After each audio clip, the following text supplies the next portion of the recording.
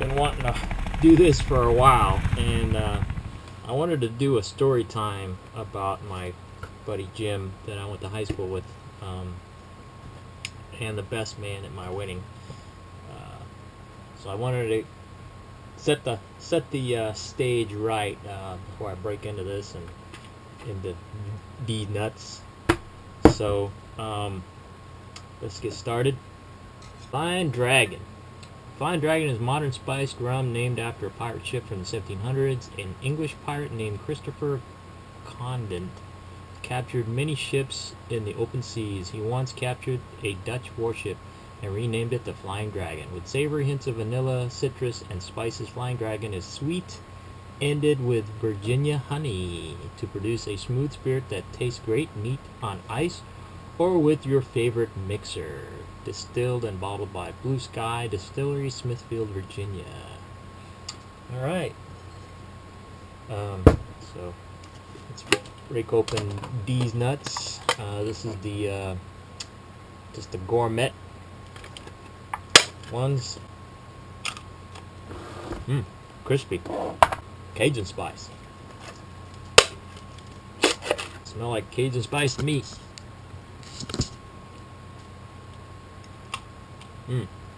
Also crispy. I did break into the peppermint stick. These aren't like your regular candy cane peppermint sticks. They're like the dinner mints. And they're chewy. Ooh. Smell that vanilla. So I'm gonna drink it with over some ice on the rocks. Yeah, I really smell the vanilla. Alright, here's to you, Jim. Thanks, buddy.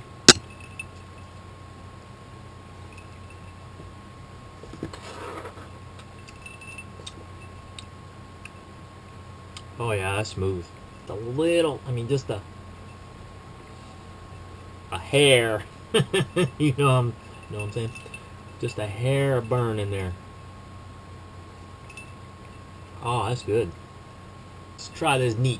Oh, by the way, got this shirt. I don't know if this was his last command or not, but the old Shadowhawks VAQ 141, I believe was one of his squadrons, and he gave me this Atlantic, Naval Air Force Atlantic, out in Virginia. Alright, let's give this a sip. Should have done this first.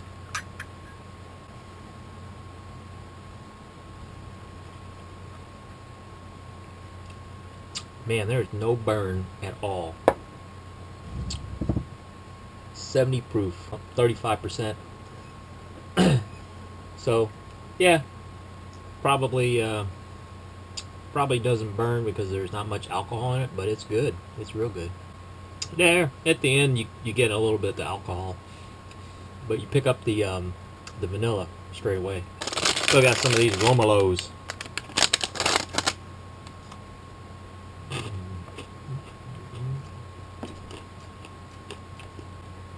Not bad. Story time. So, I was living with Jim's parents after I graduated. I believe it was like 1988. And so I graduated high school. I was taking a year break before I joined the Navy. And Jim's parents, Jim was still in high school. And his parents let me live with them. It's another long story. Until I joined the Navy. And, no, 1987, because I joined in 1988. So, his dad liked to go duck hunting. So one very early, probably a weekend morning, more than likely a Saturday morning, in the fall. Of course, this was in central East Texas, somewhere south of Houston. And so his dad wakes me and Jim up, and about 3:30 or 4 in the morning to go duck hunting. Get dressed, make some coffee, get all our gear together, put it in the back of the truck. His dad had a F-150, I believe. Of course, we rode in the back of the truck in the bed, and we survived. That's not where. That's not the good part of the story yet. We drive out to the duck lead. Jim and his dad had made a plywood john boat, and I think it was only like a foot deep, and it probably like maybe 2.5 feet wide. It might have even been like 2 feet wide, because they made it out of a piece of 4x8.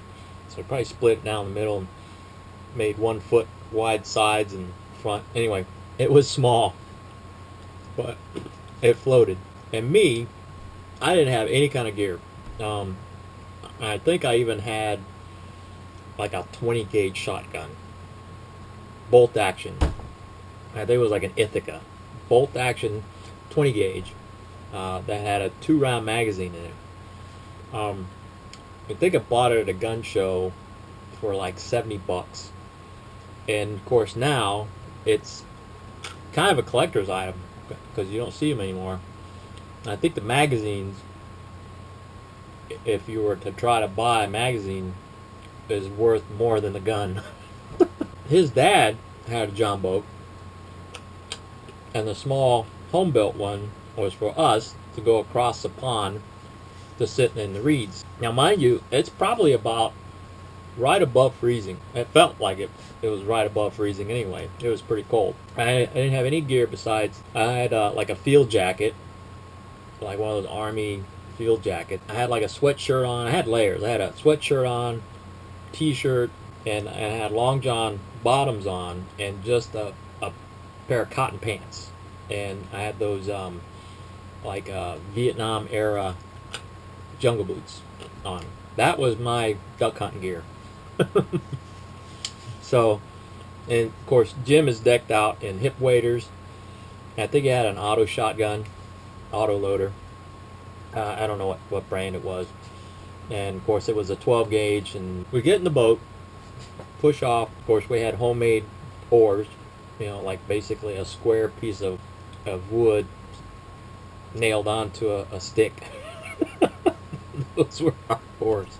So we get to the other side of the pond, and we find a little kind of inlet to go into so we can hide, in the reeds. And when you're sitting in the boat, the reeds are probably maybe about a foot above your head. And so we're sitting in there, and we're waiting and waiting and waiting, and it was still dark for the most part. It was the sun was not up yet, was not officially up yet, but the light was coming over the horizon. And so we just sat there until the sun came up, but it was an overcast day, so it never really got really bright. There were a couple of teenagers sitting in a boat with shotguns, and then of course a couple of ducks will fly by, but they don't ever come within range. You can hear them, and you can kind of see them, make them through the cloud cover. And this goes on for hours. I mean, we're bored out of our minds. The whole time, though, we can hear the geese, but they're like really, really high up there, way, way out of range. And the geese were coming by probably every 10-15 minutes, pretty regular. Teenage boys being teenage boys, we get the bright idea. It's like, hey, I'm pretty sure we're not going to hit them. Next time some geese come by, let's bust them. I'm like, all right, I'm game. You hear them honking off in the distance. We pick up the sight of them probably at 70 degrees in our line of sight.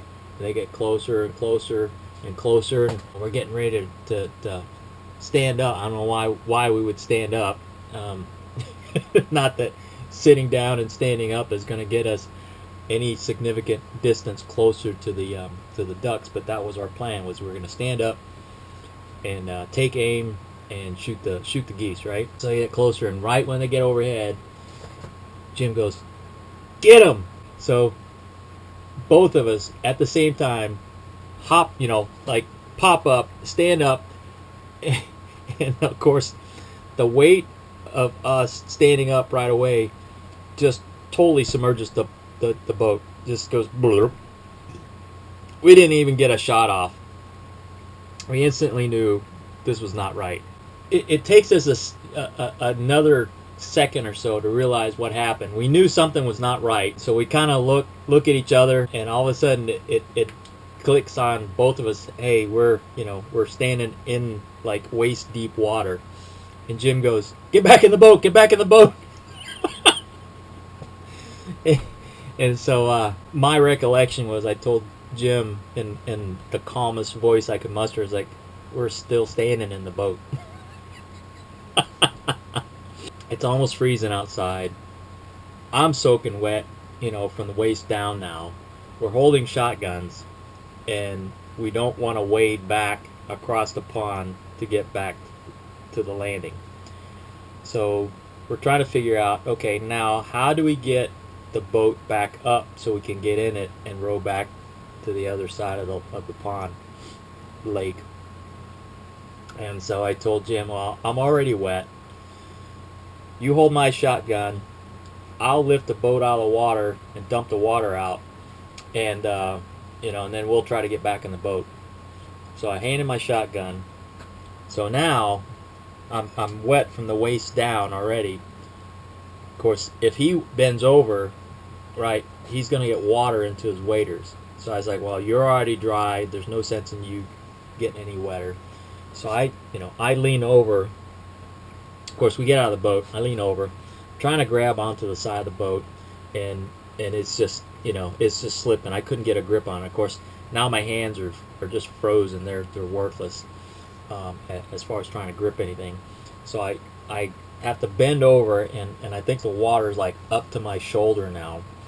I'm reaching down to grab underneath the boat so I can lift it up and tip it sideways. So I get it tipped sideways, and then I'm trying to like muscle it up. And of course he can't help me because he's got 2 shotguns.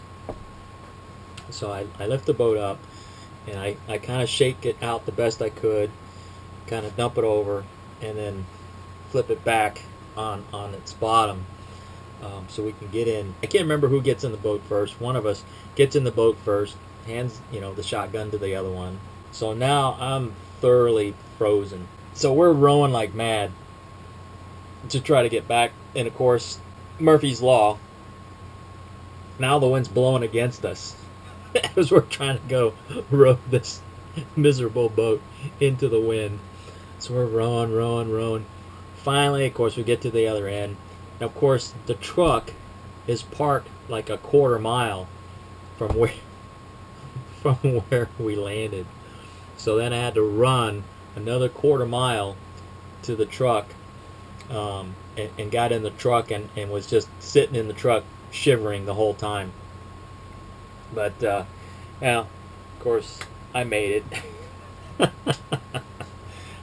We were all thinking, man, he's gonna be sick.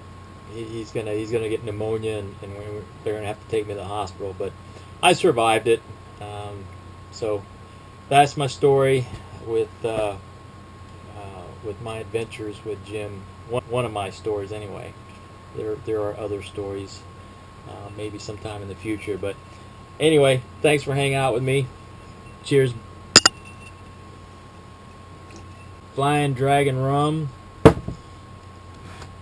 Virginia peppermint sticks, and these nuts deserve a little cowbell.